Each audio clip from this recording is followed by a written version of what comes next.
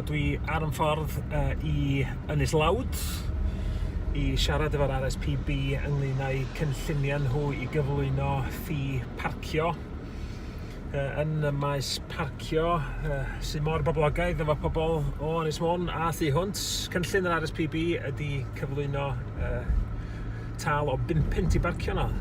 The RSPB want to charge people £5 to park in their car park at South Stack. I'm really uncomfortable about this, really uncomfortable on a number of fronts. It's a big sum to start with, you know. Certainly a big sum for people who just want to pop up there, as so many people do all the time. It's a jewel in the Anglesey crown. I think also there should be, if there's a charge at all, a way for people living locally to have an annual pass for free or very cheaply. I think also most people don't go there because it's an RSPB reserve. Most people go there because it is Ynys Lawd, it is South Stack. And I think if there is a charge, that money should be shared with the now local social enterprise running the island and the lighthouse. So lots of concerns. Let's see what they say. Wel, ni, dwi wedi cael cyfarfod efo swyddogion yr RSPB. I've had a meeting, quite a frank meeting, I must say, with RSPB officials.